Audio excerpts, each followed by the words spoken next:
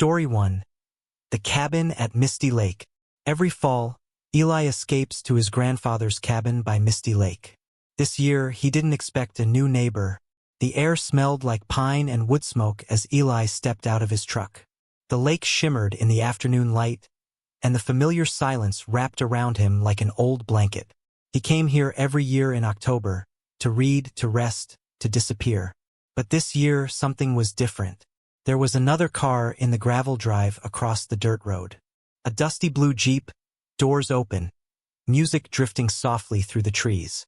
Eli squinted. A guy about his age, mid-30s, was unloading firewood. Tan, with a sleeve tattoo and messy dark hair, he moved like someone used to silence.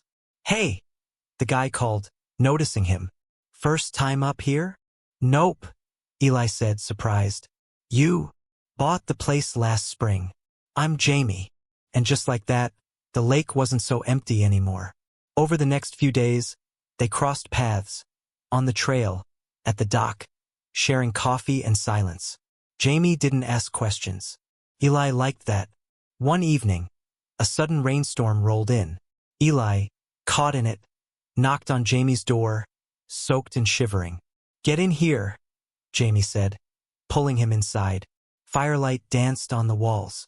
Jamie handed him a blanket, then paused. "You okay?" Eli nodded, but something cracked inside him. "I don't talk much about things, but I think I've been lonely a long time." Jamie sat beside him. "Same here." The kiss wasn't planned. It wasn't perfect, but it felt like something real. That night, with the lake hidden in fog outside, Eli realized something. For the first time in years, he wasn't just hiding. He was finally being seen. Story 2. Summer Boys. Two teenage boys in a sleepy coastal town.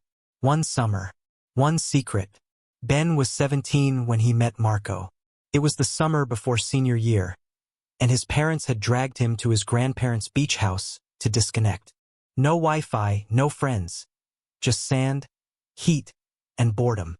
Until Marco. He was tall, lean, with a deep tan and a camera always hanging around his neck.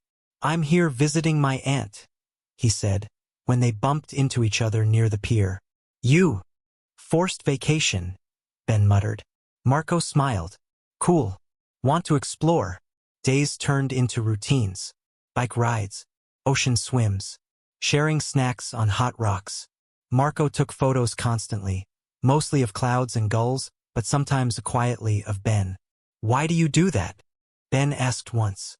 "Because you look like you're holding something in," Marco replied. "Like you're waiting for permission to breathe." It made Ben nervous. It made him feel exposed. But it also made him feel alive.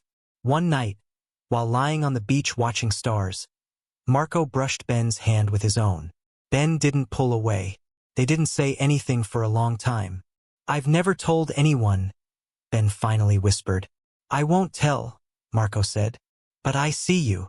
Their kiss tasted like salt and fear and freedom. When the summer ended, they didn't promise anything. But that one moment stayed with Ben forever. The summer he first felt love and knew it was okay to want it. Story 3. Room 812. A business trip, a hotel bar, a connection neither man expected. Derek hated conferences, suits, forced small talk, hotel coffee. He was 38, successful, exhausted, and entirely done with people. That was until night 3 when he saw him. Room 812 was across from his.